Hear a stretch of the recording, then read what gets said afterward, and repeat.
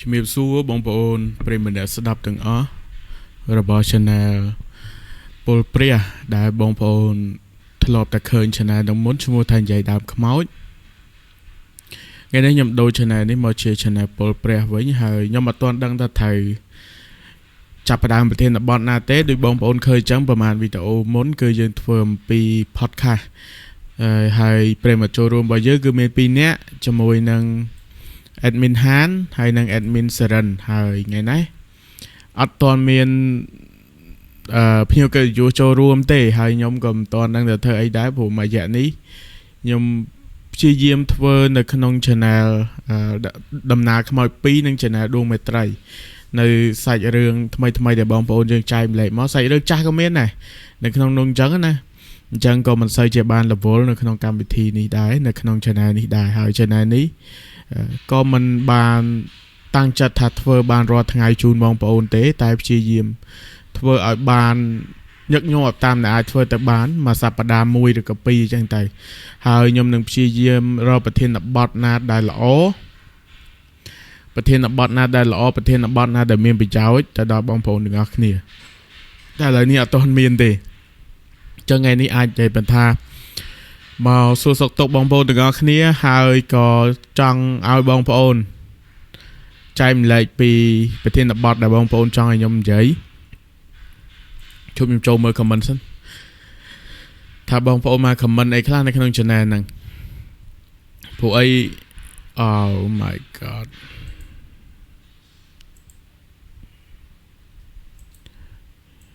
sorry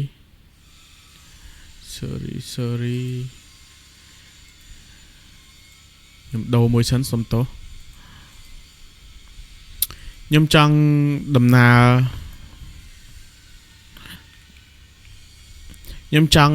រឿងឲ្យបញ្យល់បងប្អូននៅក្នុងនឹងហ្មងបានន័យថាដំណើររឿងផងបញ្យល់បងប្អូនរបៀបថាឧទាហរណ៍ថារឿងនឹងជួបហេតុការណ៍មិនអញ្ចឹងណាហើយខ្ញុំចង់បែបថាបញ្យល់បងប្អូនជាលក្ខណៈខ្ញុំគូរបៀបរូបផ្ទាល់ដើម្បីបងប្អូនមើលតែខ្ញុំអត់ដឹងថាខ្ញុំអាចធ្វើទៅបានអត់ទេចាំមើលសិនព្រោះអីវាត្រូវការបច្ចេកទេសច្រើនអញ្ចឹងបើសិនជានេះទេគឺធ្វើអត់បានទេអញ្ចឹងខ្ញុំព្យាយាមរកវិធីសាស្ត្រក្នុងការធ្វើវាlive ផ្ទាល់សម្រាប់បងប្អូនមកបើន័យថានិយាយផងគូផងដើម្បីបងប្អូនមើលថាទស្សនវិជ្ជាជាក់ស្ដែងវាយ៉ាងម៉េចជួបអីខ្លះអញ្ចឹងទៅបងប្អូនអត់សូវ comment ទេនៅក្នុង channel នេះមានតែបងប្អូន comment ចង់ហូបម្លូស្លាដូចខ្ញុំដែរព្រោះវីដេអូមុនខ្ញុំធ្វើលក្ខណៈញ៉ាំម្លូអញ្ចឹងណាចង់ញ៉ាំម្លូស្លាដែរអត់មានទំនងឆ្ងាញ់ណាស់ញ៉ាំម្លូស្លាមើលទៅធ្វើឲ្យធ្មេញរឹងមាំមែន admin ហ្នឹងហើយបើសិនជាយើងគិតថាញ៉ាំម្លូស្លាទៅធ្វើឲ្យធ្មេញរឹងមាំវាត្រូវដែរវាធ្វើឲ្យធ្មេញរឹងមាំក៏ប៉ុន្តែគុណវិបត្តិគឺនេះគឺវាក្រហមវាខ្មៅធ្មេញអញ្ចឹងណាគុណវិបត្តិវាគឺក្រហមគឺខ្មៅធ្មេញហ្នឹងឯងតែបើគុណសម្បត្តិគឺធ្វើឲ្យធ្មេញរឹងមាំពេលណាដែលខ្ញុំហូបម្លូហើយគឺខ្ញុំមានអារម្មណ៍ថាធ្មេញខ្ញុំរឹងមាំហើយខ្ញុំឈឺពវៀនឈឺកាពះឈឺអីគឺអត់របៀបថាពេលខ្លះទៅខ្ញុំចុកពោះខ្ញុំភើខ្ញុំឆ្អល់ខ្ញុំអីចឹងទៅដល់ពេលដែលខ្ញុំញ៉ាំម្លូស្លាទៅវាហាក់ដូចជាចូលទៅព្យាបាលគ្រឿងក្នុងខ្ញុំណា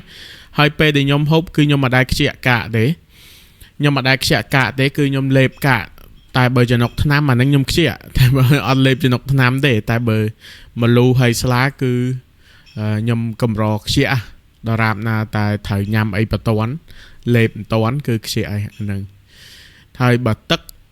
ក៏ខ្ញុំខ្ជិះតែដំបងដែរខ្ជិះតែជាតិហាងចេញទេដល់ពេលដល់ជាតិផ្អែមគឺខ្ញុំអត់ខ្ជិះទេគឺខ្ញុំលេបហើយចឹងបងប្អូនចំណាំឃើញតែខ្ញុំខ្ជិះទឹកមាត់ហ្នឹងគឺខ្ជិះអាហាងអាជាតិហាងវាដំបងនឹងឯងហើយពីវីដេអូចុងក្រោយនៃការហូបម្លូនេះឃើញបងប្អូនតាមដានច្រើនហើយក៏ comment ច្រើនដែរ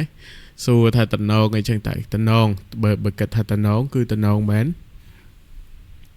ហើយនៅក្នុងវីដេអូនៃការហូបម្លូស្លាខ្ញុំឆ្លៀតបាននិយាយខ្លះដែរអញ្ចឹងបងប្អូនគិតថាខ្ញុំគួរតែធ្វើបែបណាបន្តទៀតនៅក្នុង channel មួយហ្នឹងនិយាយរឿងឃាតកម្មនិយាយអំពីប្រវត្តិ ឬក៏លើកយកប្រវត្តិពីប្រវត្តិខ្មែរយើងមកនិយាយឬក៏គួរតែនិយាយបែបណាឬក៏អញ្ជើញភ្ញៀវកិត្តិយសថ្មីដើម្បីចូលរួមបន្តទៀតបើអញ្ជើញខ្ញុំជាមនុស្សម្នាក់ដែលខ្ញុំខ្លាចចិត្តគេដល់ពេលអញ្ចឹងពេលដែលទៅអញ្ជើញអ្នកដែលមិនសូវជាស្និទ្ធឬក៏មិនសូវជាស្គាល់ខ្ញុំខ្លាចចិត្តណាបងប្អូនដោយសារតែយើងអត់ទាន់មានកញ្ចប់ថវិកាអីជូនគេហើយណាមួយយើងមិនទាន់បានធ្វើអីសម្រាប់គេដល់ពេលយើងទៅអញ្ជើញគេធម្មតាខ្លាចគេប្រកាន់ឬក៏គេមិនពេញចិត្តអីចឹងណាហើយណាមួយយើងក៏វាមិនមែនជាកម្មវិធីធំដុំល្បីទេដែរខ្ញុំដំណើររឿង3ឆ្នាំមកនេះគឺភាគតិចមែនតើតែស្គាល់ខ្ញុំហើយមួយរយៈមុនពេលដែលខ្ញុំធ្វើដំបូងគឺបងប្អូនតាមដានច្រើនតែដោយសារតាមមួយរយៈក្រោយនេះ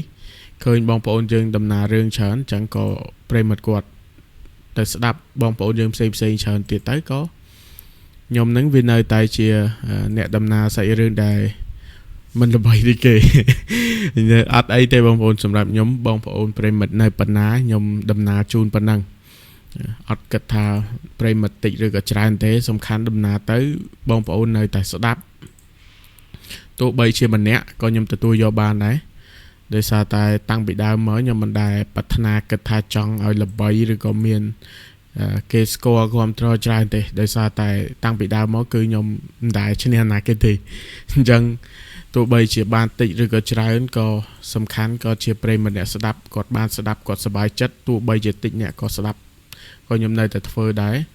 គាត់ថាមួយរយៈពេលក្រោយនេះខ្ញុំដកពេលវេលាច្រើនក្នុងការទៅធ្វើការរស់ស៊ីខ្លះពួកអីបើសិនជាខ្ញុំដំណើរតាមមុខគឺអត់អាចទប់ទល់រួចទេហើយក៏ខ្ញុំអត់បាយដែរអញ្ចឹងសុខចិត្តថាដកពេលវេលាខ្លះមកដំណើរសាច់រឿងហើយយកពេលវេលាខ្លះទៅធ្វើការដើម្បីរលុយអញ្ចឹងទៅបើមិនអញ្ចឹងទេគឺប្រកាសជាសំបីតែបាយហ្នឹងក៏យើងពិបាកក្នុងការរកហូបដែរហើយមួយរយៈនេះអ្វីដែលខ្ញុំចង់ធ្វើខ្លាំងនោះគឺមេតិកាដែលទៅដំណើរកំសាន្តឬក៏ទៅកន្លែងថ្មីតែអត់ទាន់មានដៃគូក្នុងការដើរណាបើសិនជាមានដៃគូសហការជាមួយគ្នាក្នុងការថតវីដេអូខ្ញុំនឹងទៅភ្លាមហើយទៅថតអីចឹងទៅបើសិនជាបងប្អូនណាមានចំណាប់អារម្មណ៍ចេះកាត់វីដេអូចេះកាន់កាមេរ៉ាអីបងប្អូនអាចតំណតំណងមកខ្ញុំបានអាចនិយាយគ្នាអំពីគោលបំណងយើងទៅបើសិនជាអូខេយើងនឹងចាប់ផ្ដើមធ្វើជាមួយគ្នាហើយបើគិតពីប្រាក់ចំណូលអីអានឹងស៊ីសងលើយើងធ្វើចាក់ស្ដែងនៅក្នុង channel ដែលយើងធ្វើអញ្ចឹងណាចឹងអានេះវាជាគោលបំណងខ្ញុំមួយដោយសារតែខ្ញុំមាន channel 2 3ដែរដែលវាក្រៅពី channel ដំណើររឿងបើ channel ដំណើររឿងបងប្អូនស្គាល់ថាជា channel ដំណើររឿងខ្មោច2 channel ដំណើររឿងខ្មោចនិង channel ដួងមេត្រីនាពេលបច្ចុប្បន្នណាមុនមានទាំង channel នេះមួយទៀតឈ្មោះនិយាយដើមខ្មោចតែខ្ញុំដូរមកពលព្រះវិញចឹងគឺអត់បដោតទៅលើរឿងខ្មោចទេខ្ញុំបដោតទៅលើ vlog ឬក៏វីដេអូខ្លីឬក៏អីដែលបងប្អូនអាចទស្សនាមើលទៅវាទទួលបានអារម្មណ៍មួយប្លែកផ្សេងមួយទៀតអញ្ចឹងវីដេអូនេះគោលបំណងនោះគឺសម្រាប់បងប្អូនដែលចំណាប់អារម្មណ៍ថតចេះកាត់តចេះអីអាចចូលរួមមួយខ្ញុំបានហើយយើងនិយាយគ្នាជាក់ស្ដែងតាមនឹងហើយវីដេអូគឺខ្ញុំជាអ្នកអាប់ឡូតបងប្អូនគ្រាន់តែថតហើយនឹងកាត់តទៅឆ្នៃប្រឌិតដើម្បីឲ្យតាក់ទាញទៅហើយយកមកអាប់ឡូតមកដល់ពេលបានប្រាក់ចំណូលយើងចែកគ្នាជាក់ស្ដែងហើយខ្ញុំមាន channel ដើម្បីរកលុយស្រាប់អញ្ចឹងបងប្អូនបាច់ចាំបាច់ខំប្រឹងពីដើមមកទេគឺយើងមកដល់គឺយើងចាប់ផ្ដើមសាងប្រាក់ចំណូលមកអញ្ចឹងអរគុណបងប្អូនសម្រាប់ថ្ងៃនេះខ្ញុំមកបានហូបម្លូទេម្លូនៅខាងក្រោមមកញ៉ាំអស់ហើយញ៉ាំផឹកមិញអស់ហើយហូបព្រឹកមិញអស់ហើយចឹងចាំល្ងាចចាំខ្ញុំថតនៅវីដេអូទៀតពេលដែលគេយកម្លូមកឲ្យចាស់ខ្ញុំថតនៅវីដេអូទៀតដើម្បីជូនបងប្អូនទស្សនាពីរបៀបនៃការហូបម្លូទៀតអញ្ចឹងអរគុណជួបគ្នាវីដេអូក្រោយ